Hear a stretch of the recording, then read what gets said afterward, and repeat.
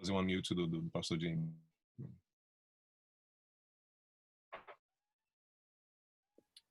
Pastor Jimmy, está ouvindo a gente? Sim, estamos aqui. Pastor Jimmy, muito obrigado por ter aceito o nosso convite. Você é uma pessoa muito querida de todos nós. Não é só da Marilyn, do Rodrigo, do pessoal que celebrou o casamento, nem da turma lá da Ricardo, da Grazi. Muito, muito querido a gente. Então, alegria, assim, particular, ter alguém que a gente sente nosso, íntimo, amigo próximo, de casa, poder falar para a gente, abrir a palavra de Deus, compartilhar uma mensagem especial conosco. Que Deus o abençoe hoje. Eu só vou pedir para um dos membros da igreja fazer uma oração pelo seu sermão. Eu pedi ao Seleme, que é o nosso patriarca. Seleme, você pode orar para a gente, pedindo uma bênção especial sobre a mensagem do pastor Jimmy?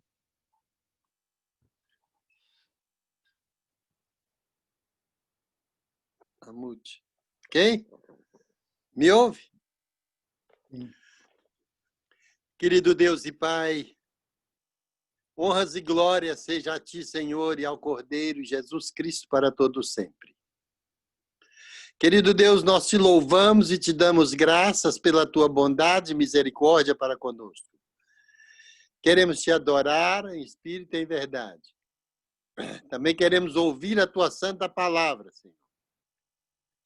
Através do Teu servo, pastor Jimmy. Pedimos, ó Deus, que o Teu Santo Espírito use de forma especial, para que Ele possa nos falar palavras vindas de Ti. Pedimos que o Teu Santo Espírito também nos instrua a nós, para que possamos ouvir e entender aquilo que vai ser dito. Em nome de Jesus, nós te pedimos e te damos graças. Amém. Queridos, um bom sábado. É um privilégio poder rever vocês nesse momento tão especial desse sábado. É um sábado diferente, porque todos nós estamos também separados pela pandemia e orando para que Deus possa encontrar um caminho, dar um caminho para nós termos a proteção adequada. Eu agradeço muito o convite de poder revê-los aqui nesse momento do culto e poder repartir com vocês a palavra de Deus. Nós estamos bem, pela graça de Deus, muitos desafios aqui no nosso país, mas Deus tem cuidado de nós e no meio dessa situação toda que nós estamos vivendo aqui no Brasil, a igreja tem procurado fazer sua parte, temos tido muitas conversões, muitas pessoas voltando-se para Deus, tendo vários batismos, praticamente, mesmo que sejam batismos, às vezes, solitários, né? Só o pastor e um ancião e o convidado batizando, mas Deus tem feito a sua parte. E eu acredito que esse momento que nós estamos vivendo na história é muito oportuno.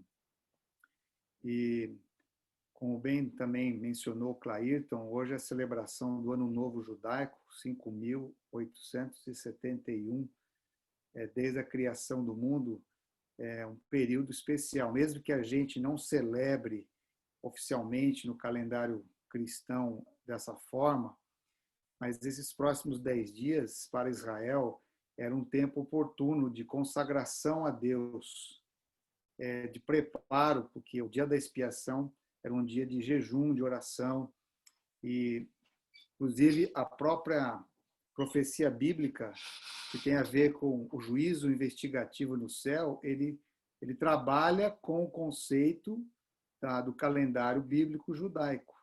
O dia da expiação, no caso, em 1844, acontece no dia 22 de outubro. De alguma maneira, Deus ele tem essa sincronia com o calendário bíblico, e é importante a gente aproveitar essa oportunidade de se consagrar a Deus, né? Inclusive, a pergunta que eu faço para vocês hoje é a seguinte: se hoje fosse o seu último dia de vida, o que você gostaria de fazer? O que a gente deveria fazer? Então, recentemente apareceu alguns filmes na Netflix de pessoas em estados de declaração de que vai viver poucos meses ou poucos dias, e o que elas escolheram fazer.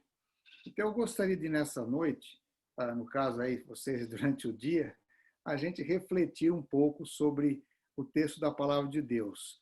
E a nossa meditação hoje vai se encontrar no livro de 2 Reis, capítulo 1 e capítulo 2. Segundo Reis é um livro muito interessante. Aliás, o livro de Reis e o livro de Crônicas é uma descrição de qual a visão que Deus tem espiritual das situações políticas, econômicas e sociais do mundo.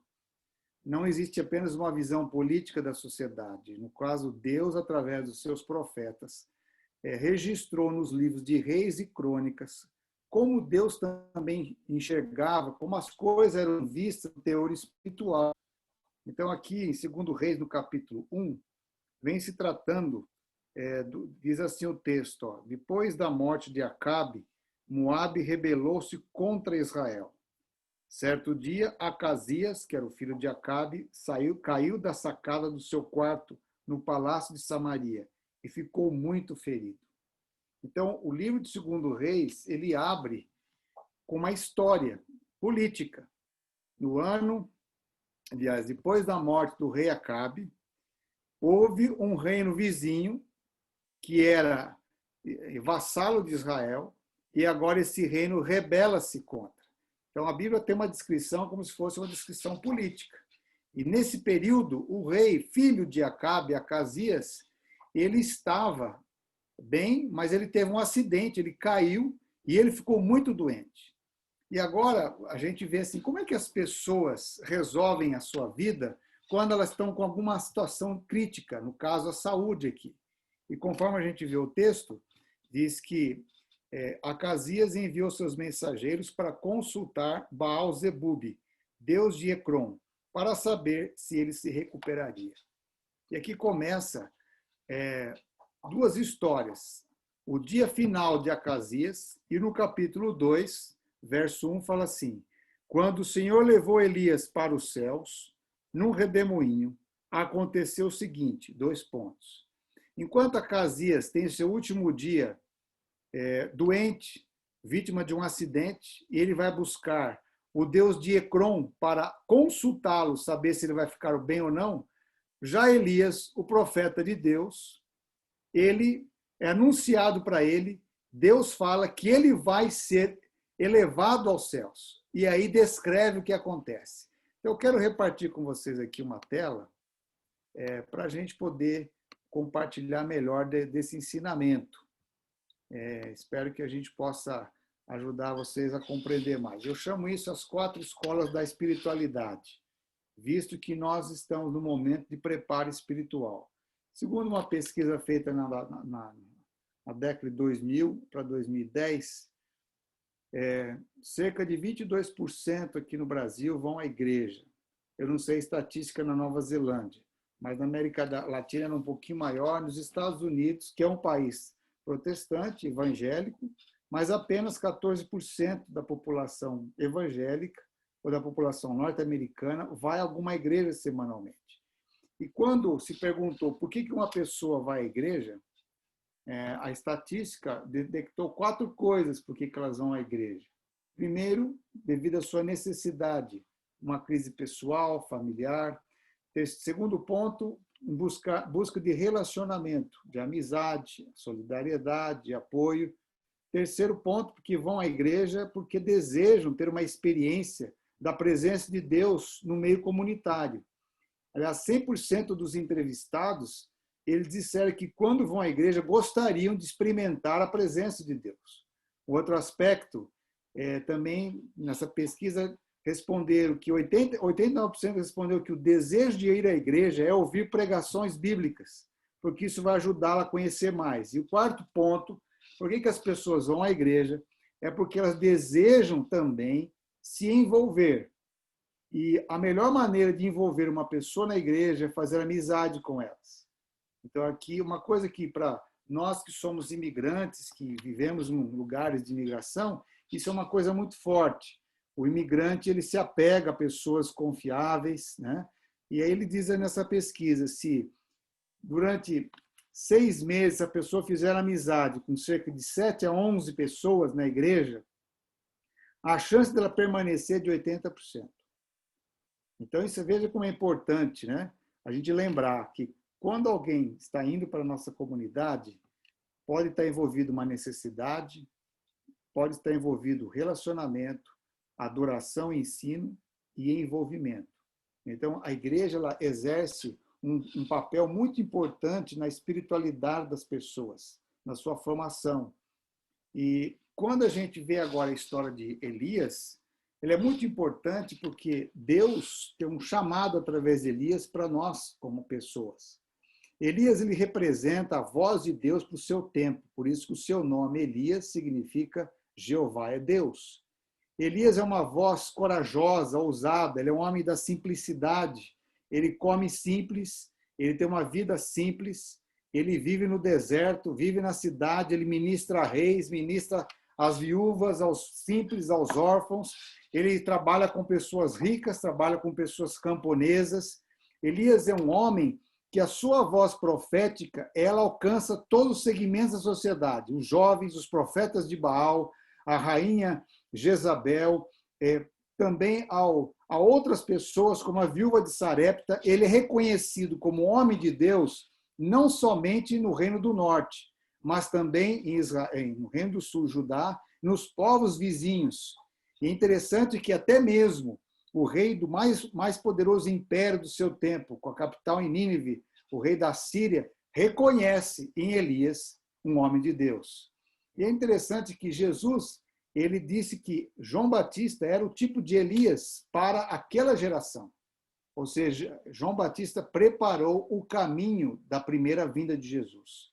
Então, aqui é a escritora Ellen White, no livro Profetas e Reis, escrevendo sobre Elias, ela fala assim: Elias foi um tipo dos santos que estarão vivendo na terra por ocasião do segundo advento de Cristo e que serão transformados num momento, num abrir e fechar de olhos, ante a última trombeta, sem provar a morte.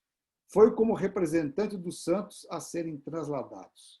Então, Elias representa a última geração de pessoas fiéis a Deus que irão para o céu numa viagem de uma semana, juntamente com aqueles que ressuscitaram na primeira ressurreição, todos transformados num piscar de olhos pelo poder da palavra de Deus, mas não passaram pela morte.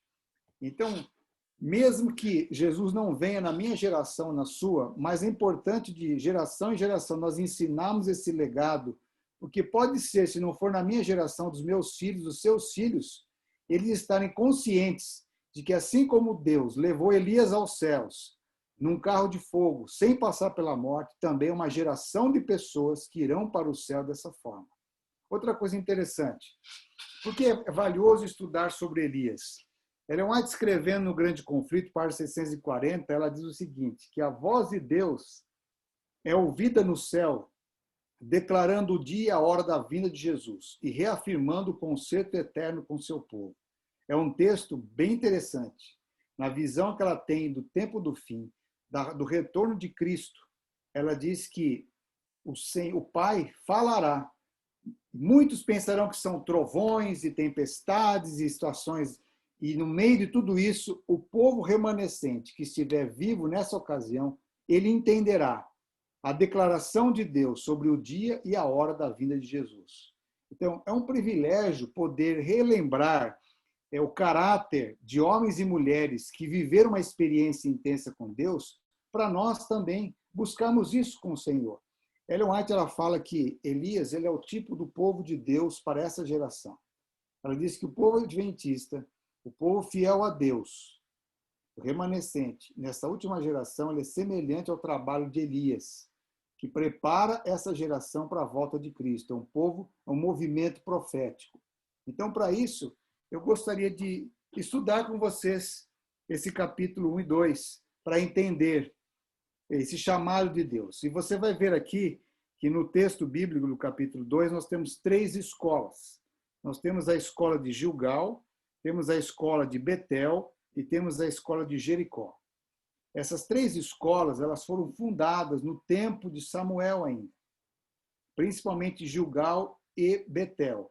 Elas foram fundadas pelo profeta Samuel, que é resultado de uma oração de sua mãe, que era estéril a Deus. E Deus ouviu, por isso que o nome Samuel significa o Senhor me ouviu, Deus me ouviu. E Samuel criou as escolas, com qual propósito? A formação do sacerdócio, a instrução para jovens aprender o discipulado, o ofício profético, assim por diante. Só que no período de vários reis, principalmente dos reis do norte, do Reino do Norte, que era chamado de Israel, as escolas entraram em completo declínio espiritual e teológico, porque a adesão ao movimento de Baal, adoração a Baal, foi muito grande, a tal ponto que quase essas escolas se extinguiram. E Elias teve como principal objetivo do seu ministério reerguer essas escolas e dar voz aos jovens teologandos, profetas, informação. E Elias fez um trabalho incrível, que pôde restaurar isso. Então, agora, como diz aqui o texto, no dia em que acontece a partida de Elias para o céu, ele vai passar por 3 escolas para reafirmar a fé de Eliseu e mostrar o que nós podemos aprender da espiritualidade que nós devemos manter na nossa vida. Então, para entender agora por que Elias sai dessas escolas, é importante você lembrar o capítulo 1.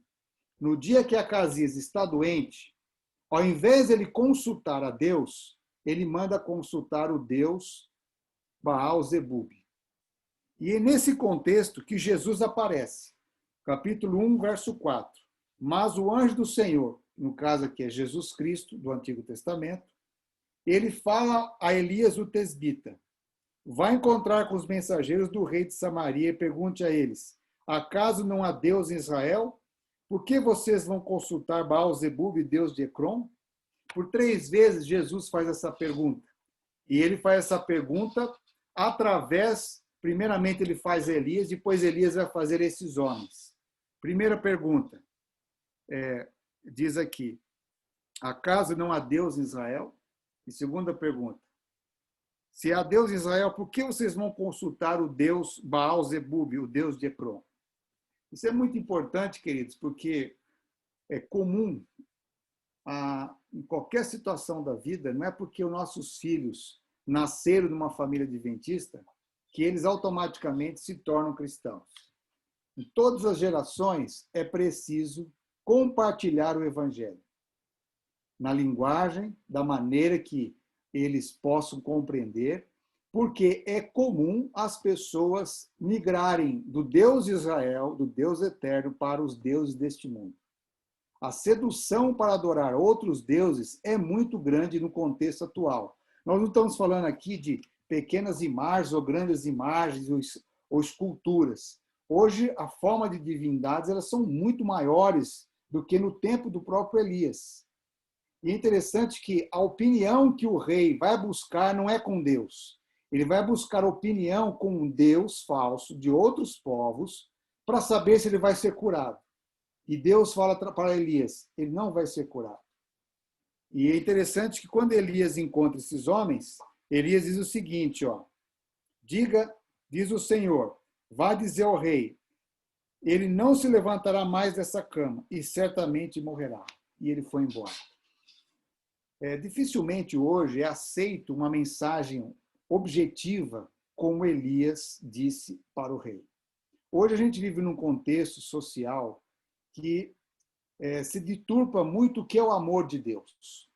Em nome deste amor de Deus, entre aspas, está tendo muita deliberação para praticar o mal, para jamais corrigir o erro, e uma tolerância excessiva com o que é errado, e uma dificuldade imensa para aceitar o que é certo. Então, a gente vive hoje num contexto, não importa em qual continente, onde o certo passou a ser errado e onde o errado passou a ser certo. Então, principalmente a mídia, ela trabalha muito com esses conceitos, porque já muitas décadas, tanto nas artes quanto na educação, vem sendo construída uma imagem a Baal, em nome da solidariedade, em nome da tolerância, em nome de uma certa bondade, que ela tem limites. Essa forma que o mundo hoje constrói os pensamentos, através das escolas, através das artes, são formas modernas, contemporâneas, do Baal do tempo de Elias. Que desemboca isso de que maneira? Na imoralidade sem compromisso, em nome do amor. Desemboca isso numa irresponsabilidade do ser humano, mas onde ele tem muitas justificativas para os seus comportamentos, onde só um é culpado, geralmente o governo é culpado de tudo, principalmente se ele for um governo de direita, né? Onde a igreja é culpada por tudo, inclusive se meus filhos saem da igreja, a igreja é culpada, onde o pai e a mãe são culpados por tudo, porque estão exagerados nas disciplinas ou não faz nada. Então, a gente vive uma situação complicada na vivência do mundo de hoje. E é muito parecido com a própria situação que Elias encontrou em Israel. E aqui diz que o rei ficou chateado com a resposta dos seus empregados, que trouxeram a resposta de Deus. Ele perguntou, como é que é esse homem? Esse homem vestia de roupa de couro, cinto de couro. Esse é o Elias. Manda prender ele, vai buscar ele aqui para mim. E vocês lendo a história, vocês vão perceber que chegou um grupo de 50 soldados com seu capitão, com extrema arrogância, e quis prender Elias. E ele disse uma coisa para Elias, homem de Deus. Essa frase, ela evocava como Elias era uma pessoa que andava com Deus, que tinha uma autoridade para exercer isso. E nesse contexto, devido à arrogância daqueles soldados, Elias clamou por fogo do céu, por manifestação de Deus. E ali, aqueles homens foram consumidos pelo fogo. Veio um outro batalhão de 50, com seu capitão, com a mesma arrogância e petulância, com a forma irresponsável para lidar com o homem de Deus. Vamos assim dizer, declarando guerra contra a santidade do Senhor. Novamente, o fogo do céu veio e destruiu aqueles soldados e o seu capitão. Um terceiro foi enviado. E aqui diz o texto que ele chegou com humildade, reconhecendo Elias como de Deus e clamando por graça e misericórdia. Então, olha que interessante. Novamente, Jesus se apresenta a Elias e diz assim, Elias, com esse você pode ir, com a mesma palavra. E chegando Elias para o rei Acasias, lhe perguntou, acaso não há Deus em Israel? Por que você foi procurar o Deus Baal-Zebub para encontrar uma explicação para o seu caso? E Elias, de maneira simples e objetiva, diante de um rei arrogante, de um rei que não buscou arrependimento, ele disse assim, da cama que você está hoje, você não sairá e você morrerá. E no ano que Acasias morre, é o ano que Deus leva Elias para o céu. O que me chama a atenção também nessa história é o contraste, porque Acasias, ele vem de uma linhagem real. O seu ancestral Jeroboão, ele trabalhou diretamente com Salomão. Ele poderia ter sido um grande rei aos olhos de Deus. Ele viu as coisas que aconteceu com Acabe e Jezabel, viu as manifestações de Deus, mas não teve um coração humilde voltado para o Senhor. Então ele perdeu o privilégio de se voltar para Deus e morre, vamos assim dizer, destituído da glória do Senhor. E nesse mesmo ano, Elias é declarado pelo próprio Deus que ele seria trasladado para o céu. Aqui está uma reflexão importante para nós pensarmos. Que tipo de vida você gostaria de ter? Como você gostaria de terminar a sua jornada aqui na Terra? Essa escolha depende muito do que eu faço todos os dias. E principalmente diante dos desafios que a gente enfrenta. Então aqui, diante desse contexto, a primeira escola fala que Eliseu e Elias saíram da cidade de Gilgal. A escola de Gilgal eu chamo da escola da adoração. Adoração é algo que eu preciso aprender. A Bíblia diz, em João capítulo 4, na história da Samaritana, que Deus está buscando sobre a terra verdadeiros adoradores. Deus, mais do que tudo, ele busca verdadeiros adoradores. E esse deveria ser a maior intenção na terra para a minha vivência. Eu quero me tornar um verdadeiro adorador, que adora a Deus em espírito e em verdade. Então, para a gente pensar nisso, vamos fazer uma analogia, buscando na Bíblia algumas informações dessas 3 cidades onde tinha escola de profetas. A primeira cidade, Gilgal, quer dizer andar ao redor, ou lugar de início. Então, Gilgal foi o primeiro lugar que Israel entrou, ou estava preparando para entrar na Terra Prometida. Alguns acontecimentos importantes aconteceu ali. Primeiro, Deus abriu o Rio Jordão, conforme Josué capítulo 4. Ali foi pedido que eles escolhessem levantar no meio do rio 12 pedras num altar, levasse mais 12 pedras, cada representante de uma tribo, e fizesse um altar ou uma coluna, onde essas 12 pedras representariam e deveriam ser contadas de pai para filho os grandes feitos de Deus na vida deles. Depois diz mais: ali foi onde Deus declarou que eles agora estavam na terra prometida.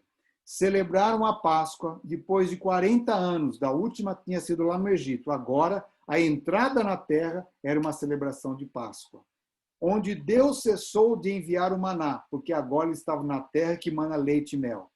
E ali, numa noite, Deus se apresentou, Jesus se apresenta a Josué como o Senhor dos Exércitos. Josué tira as sandálias porque o Cristo declara aquele lugar como terra santa. E Josué se prostra em adoração. Então, se você observar essa sequência, você observará que Deus estava preparando Josué para liderar o povo nessa grande jornada. E cada elemento desses acontecimentos são lições importantes que nos convida a reconhecer Deus como o Senhor da nossa vida. Então, a escola de Gilgal é uma lembrança de que nós estamos sendo convidados para rever os feitos de Deus na nossa vida e adorá-lo, prostrar-nos diante dele de todo o coração, em espírito e em verdade. A escritora Ellen White, ela fala assim que o cristão deve rever sua vida passada e relembrar com gratidão os preciosos livramentos que Deus operou em favor dele, amparando-o nas provações, abrindo caminho diante dele quando tudo parecia escuro e vedado, refrigerando quando pronto a desfalecer. Devemos reconhecer tudo isso como provas do cuidado vigilante de anjos celestiais. Em vista dessas bênçãos inumeráveis, deve muitas vezes perguntar com o coração submisso e grato: que darei eu ao Senhor por todos os benefícios que ele tem feito? Então, olha que interessante, que atitude maravilhosa a gente chegar diariamente diante de Deus no final da noite e dizer: Senhor, que poderei eu dar a Ti de tudo que o Senhor tem feito em meu favor? Recordar isso. Essa é uma das razões do culto de pôr do sol de sexta-feira e do sábado.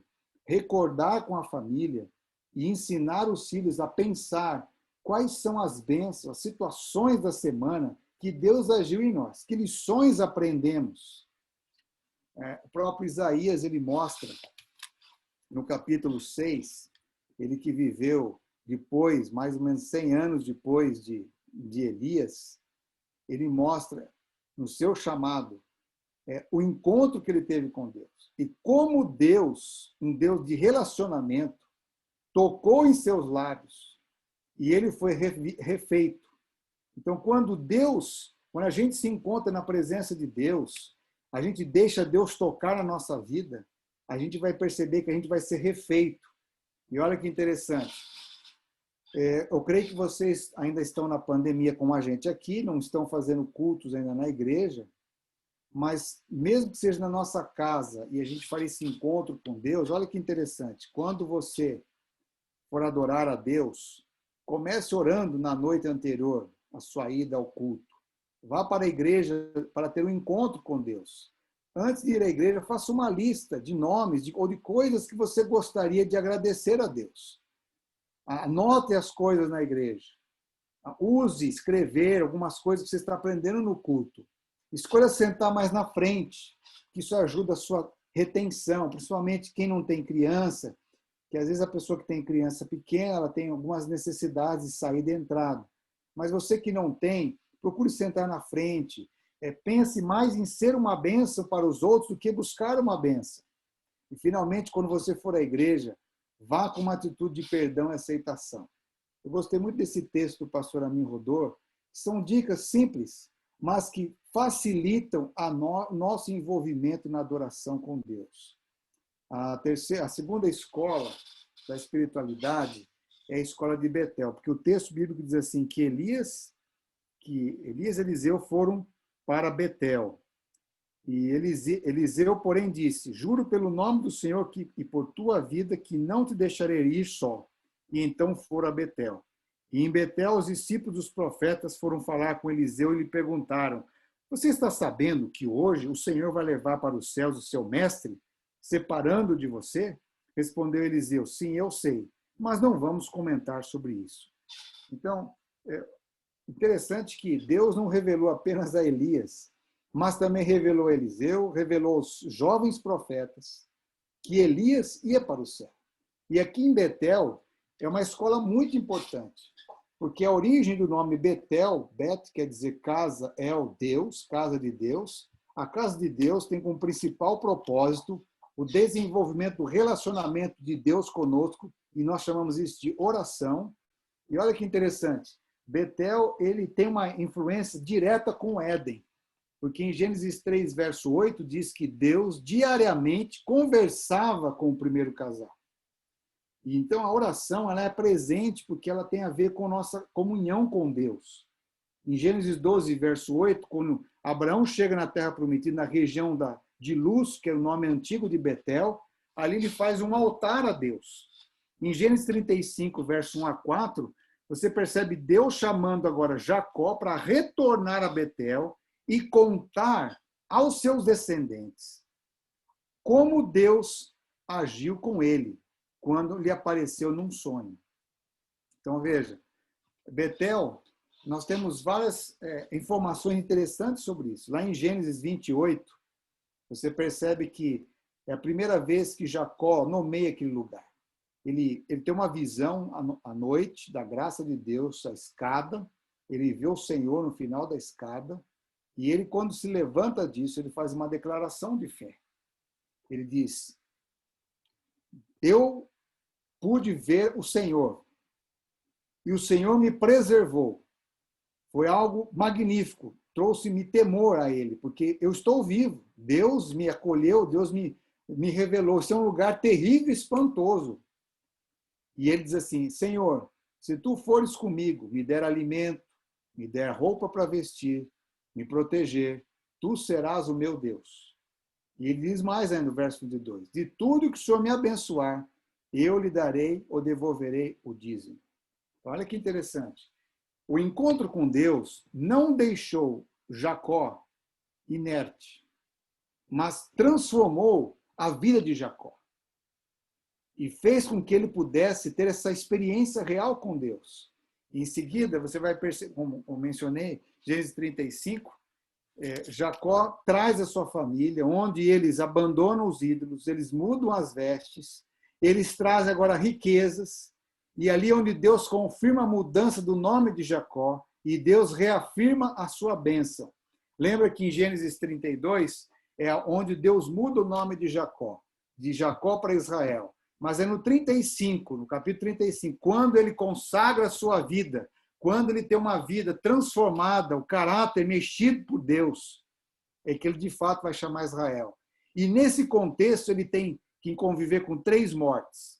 E é muito interessante isso, porque é quando morre a ama dele, que era Débora, morre a sua mulher amada, que era Raquel, e o seu pai, Isaac. E é interessante que você percebe a estrutura espiritual com que Jacó vive isso. Ou seja, essas perdas não fazem com que ele abandone Deus, nem que ele desacredite na promessa de Deus. Pelo contrário, ele mais se apega a Deus. Então, olha que a importância de nós nos tornarmos homens e mulheres de oração, amigos de Deus. E isso todos nós podemos, porque o Senhor se revela a todos, em mais grau ou menos grau, mas a busca de tornar-se amigo de Deus é minha e sua. É a gente que dá o tom e o ritmo dessa busca. Deus não abandonou Jacó. Sua misericórdia ainda se estendia ao seu servo errante e destituído de confiança. O Senhor, com compaixão, revelou precisamente o que ele mais precisava, que era de um Salvador. E é isso que a oração nos mostra, que a gente precisa de um Salvador. Terceira escola, a escola de Jericó. Diz o texto que, novamente,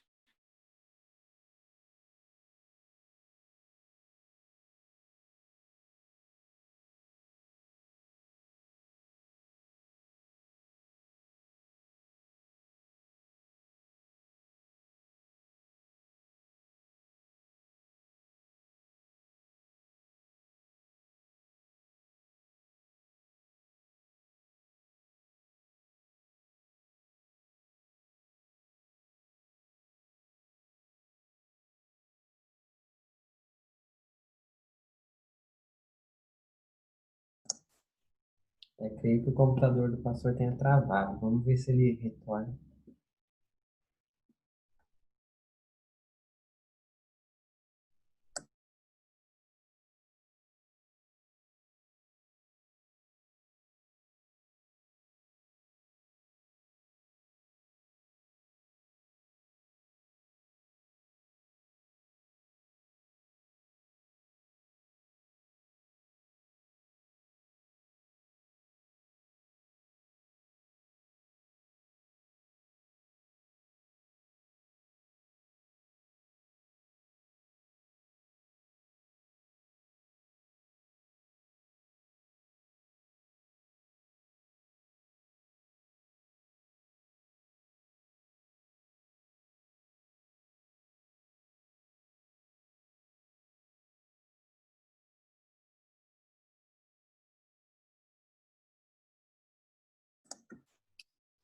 Creio que o pastor tenha ficado sem internet. Alguém quer entrar em contato com ele e ver se está tudo bem? Opa, tá voltando.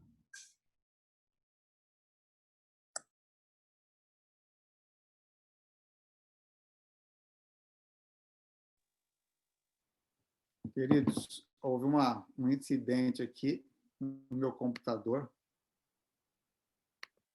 Ele teve um apagão aqui e eu fui interrompido. Espero que vocês estejam aí. Desculpa pelo inconveniente. Estão me ouvindo bem? Tranquilo? Exatamente, pastor. Tá tudo certo. Tudo bem. Desculpa pelo inconveniente aqui.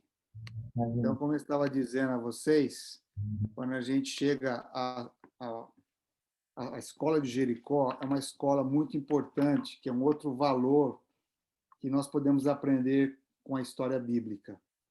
Jericó é uma cidade que ela tem uma história muito forte, muito grande, onde a graça de Deus foi revelada. Jericó representa a primeira conquista que Deus entrega a Israel. É uma cidade que gera uma ideia para nós do que é obediência, o que é a salvação pela fé, de confiança plena em Cristo. Ali, Josué deu as instruções que Deus havia mostrado a ele: rodear a cidade uma vez por 6 dias, e no 7º dia rodear 7 vezes. Ali você vê um contraste entre aqueles que creem em Cristo e aquele que desobedece e é infiel à sua própria crença em Cristo. Você vê Raabe, uma jovem que vivia da prostituição, que era habitante dos amorreus, era um povo muito bonito, muito forte, muito saudável, mas extremamente desobediente e rebelde às coisas espirituais. Mas Raabe, ela acolhe os espias e ela crê no Deus de Israel. E por essa razão a sua casa é salva. O cordão de escarlata permanece do lado de fora, mostrando que ali tinha uma família que, a despeito dos seus pecados, disse sim para a salvação. E enquanto você vê que em Israel tem uma família liderada por Acã, que viu as manifestações de Deus, mas que preferiu a capa feita em Babilônia, a barra de prata e os utensílios de ouro. Ou seja, não respeitou a ordem clara e exclusiva de Deus, de que todos os materiais de Jericó não deveria ir para as famílias de Israel, mas deveria ser utilizado um dia para o tabernáculo de Deus. E você percebe uma coisa interessante. Nessas lições importantes, a reverência para com as coisas espirituais, aquelas sagradas dedicadas a Deus. A arca representava isso. Os mandamentos dentro, o pote do maná, a vara de Arão, florida, representava o cuidado de Deus. Reverência para aquilo que é sagrado.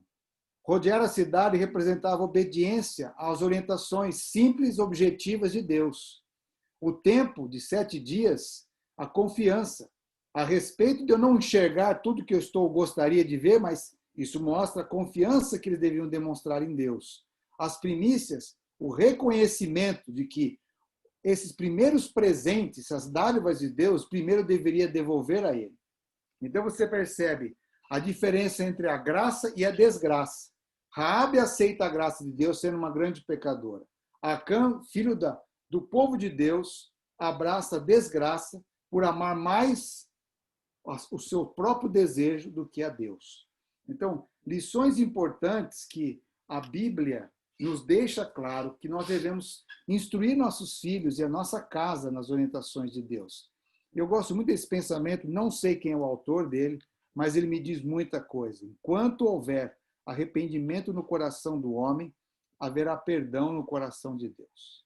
Então, lembre disso. Enquanto houver arrependimento no nosso coração, o Senhor está disposto a nos dar o seu perdão.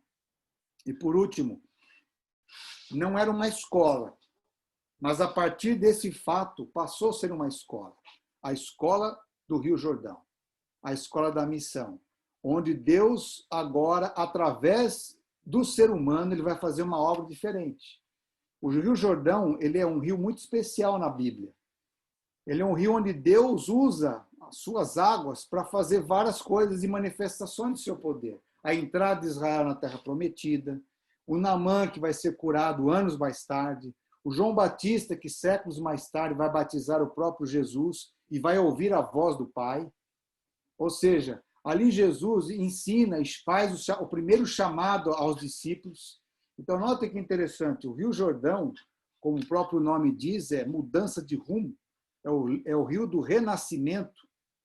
É importante a gente lembrar que Deus tem planos. E foi ao passar pelo rio, quando Elias chegou ao rio, ele toca com seu manto as águas e o rio se abre.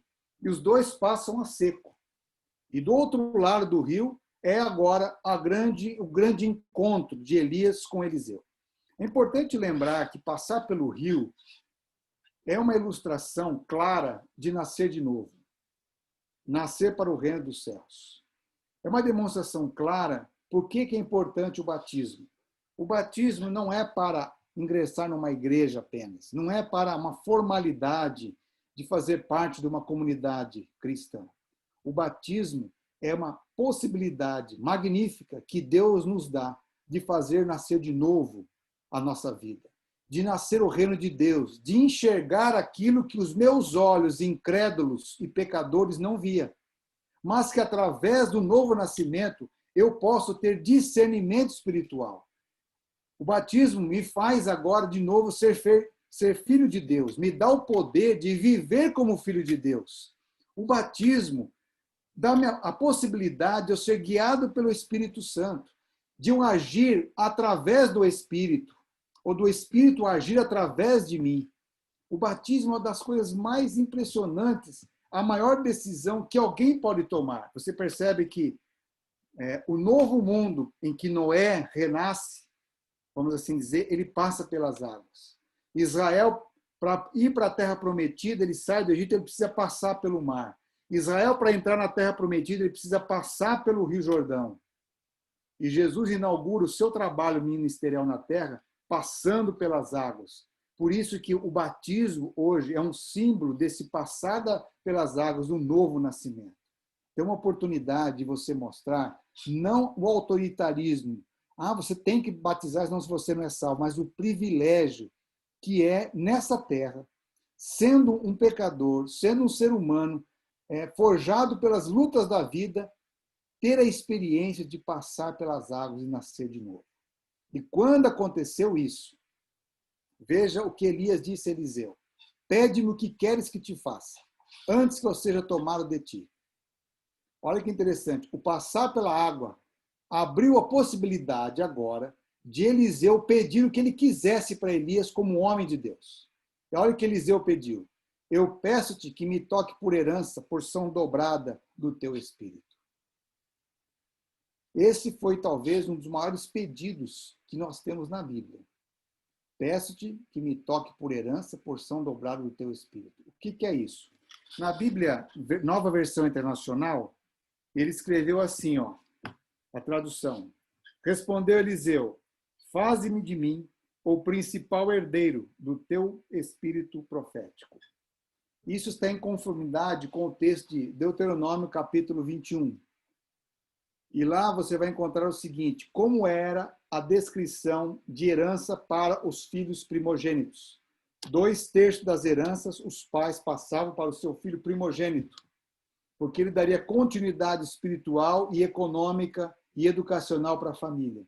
Então, o que significava esse pedido?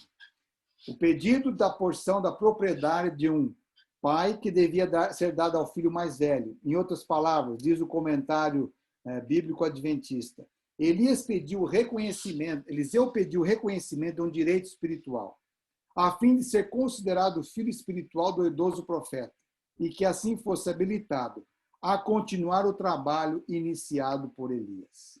Então, olha que interessante. O que Eliseu estava pedindo? Que ele fosse reconhecido como um autêntico profeta para dar continuidade ao trabalho de Elias. E olha que interessante. Nesse contexto, essa promessa, veja que a Bíblia diz que Elias falou assim para Eliseu, o que você está pedindo é muito difícil, mas se você me vir quando eu for separado de você, terá o que pediu, do contrário, não será atendido. E os dois andando, diz que Eliseu foi tomado por carros de fogo. E Eliseu disse assim, meu pai, carros e cavaleiros. E foi levado aos céus. E o manto dele caiu. E Eliseu agarrou aquele manto. É interessante que Deus usa a questão de carros de fogo. Elias foi um homem que viu essa manifestação do fogo e Deus usou essa linguagem para mostrar a sua ida para o céu. Lembrando que um dia Deus também com o fogo purificará toda a terra. Mas o seu povo terá sido levado, preparado e guardado na cidade santa para não ser destruído. Elias, ele deixa o seu manto cair. E quando esse manto chega, diz que Eliseu pegou suas próprias vestes e as rasgou ao meio. E depois pegou o manto de Elias que tinha caído e voltou para a margem do Jordão. Se você ler o texto sagrado, você vai perceber lá em 1 Reis 19, quando Eliseu foi chamado, ele estava trabalhando na agricultura, na terra do seu pai. Ele deixou para trás o arado, queimou todas as ferramentas, pegou novilhos, fez um grande banquete para os seus amigos, despediu-se dos seus pais e seguiu Elias fielmente. E agora ele faz o último gesto, como símbolo de que agora ele está completamente na obra de Deus. Ele rasga sua roupa e assume o manto de Elias. Simbolicamente, queria dizer, eu dependo completamente do Senhor. Ellen White, escrevendo sobre o povo de Deus, nosso tempo, ela fala assim, a promessa do Espírito Santo não é limitada a algum século ou raça. Cristo declarou que a divina influência do seu Espírito estaria com seus seguidores até o fim, desde o dia do Pentecostes até o presente. O Confortador tem sido enviado a todos os que se rendem inteiramente ao Senhor e ao seu serviço. E qual é a missão do culto de hoje? Nos levar a ter completa reverência a Deus, aprender a ouvir a sua voz, participar, entendendo o que Deus quer de mim, e sermos uma bênção, sairmos para doar-se e abençoar o meu próximo. Que Deus, que cuida de nós, Ele possa estar com você também. Esta mensagem é um despertar, porque o livro de Malaquias, ele termina dizendo o seguinte, que nos últimos dias, os servos de Deus e servas de Deus estariam como o espírito de Elias, pregando a reconciliação, pais se convertendo aos filhos, filhos aos pais, antes que venha o dia do Senhor. O Senhor está para voltar. Eu não sei qual é a data da volta de Cristo, mas eu sei que Ele espera que nós saiamos da nossa região de conforto e a gente se torne um profeta, uma profetisa de Deus. O que é ser um profeta de Deus? Não é aquele apenas que tem a visão do futuro, mas aquele que se levanta para ensinar. Uma mãe em casa, um pai, ele é um educador. Ele é alguém que está ali como a voz profética de Deus para os seus filhos. Aquele que está no seu emprego, na sua empresa, pode orar com seus funcionários, pode mostrar a importância que é trabalhar na vida comum, mas continuar servindo a Deus. Deus pode usar de maneira maravilhosa a sua vida. Recentemente, eu estou fazendo um trabalho aqui em São Paulo, na região central, onde a gente alcança 81 cidades, um trabalho de visitação aos prefeitos, aos líderes das cidades.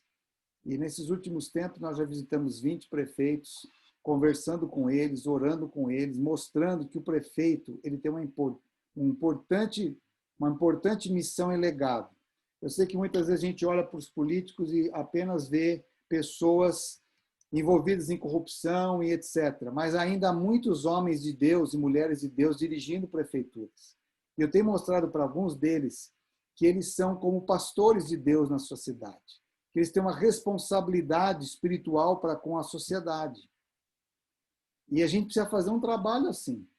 Recentemente eu visitei o prefeito de Jundiaí e ele nos abriu 110 escolas municipais para a gente fazer um trabalho sobre quebrando o silêncio, ensinando as crianças a importância do cuidado com elas, de que um Deus que cuida delas. Então, veja, Deus está abrindo portas para a gente trabalhar. Recentemente, a cidade de Campinas, onde a gente trabalha, voltou a Semana do Quebrando o Silêncio, uma semana em favor do ensino contra a violência à mulher, à criança e ao idoso. Toda a penúltima semana de agosto, em Campinas, no calendário oficial da cidade, nós vamos ter palestras, conscientização nas escolas, nas repartições públicas, nos hospitais, em vários lugares, mostrando a importância do cuidado com o ser humano e principalmente com os vulneráveis. Deus estará agindo nesse contexto hoje, em qualquer ambiente, preparando a nossa geração para a volta dele. Então, queridos, eu faço um apelo a vocês de buscarem a Deus. Não transforme a sua casa num pesadelo, mas faça do seu lar um pedacinho do céu. Porque é dali do seu lar que Jesus vai levar vocês para o céu. Nós não podemos deixar a cumprir aquilo que está em Mateus, ou mesmo em Lucas, onde Jesus fala assim, que quando tiverem 2 em casa, um será levado e outro não. Tiverem 2 no campo, um será levado e outro não. O que ele está dizendo a respeito disso? Que em alguns lugares, alguns irão para o céu porque se prepararam para isso, mas outros não irão. E ambos estavam no mesmo lugar, na mesma família. Eu pergunto, por que razão será que alguns não estarão indo? Então, queridos, cuide do seu lar, interceda, ore, pratique essas 4 escolas da espiritualidade na sua família. A adoração, a oração, a graça de Deus e a missão. Então, que Deus possa estar com vocês, que vocês sejam luzes aí em Auckland, em outros lugares que vocês estiverem. E eu tenho certeza que Deus tem um plano grandioso para vocês aí. E por onde vocês forem, sejam um povo acolhedor, um povo espiritual, um povo respeitador das coisas de Deus, e que vocês honrem o Senhor por onde vocês forem. Um grande abraço e que Deus esteja com vocês. Quero convidá-los, então, nesse instante, para nós orarmos ao Senhor. Querido Pai que estás nos céus, que privilégio poder repartir essas breves lições espirituais. Nos abençoe, ó Deus, para que continuemos aprendendo a adorá-lo, a buscá-lo em oração, a agradecê-lo por tua graça e receber em nosso coração e exercer graça com as outras pessoas. E, Senhor, a viver a missão que o Senhor tem para nós. Ajuda-nos a não nos acomodarmos, a não ficarmos indiferentes às grandes necessidades que o mundo tem. Envia-nos, Senhor.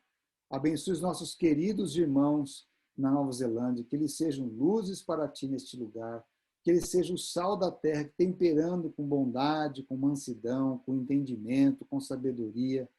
Que o Senhor cuide de cada um deles ali, Senhor, das suas famílias também, em nome de Jesus. Amém.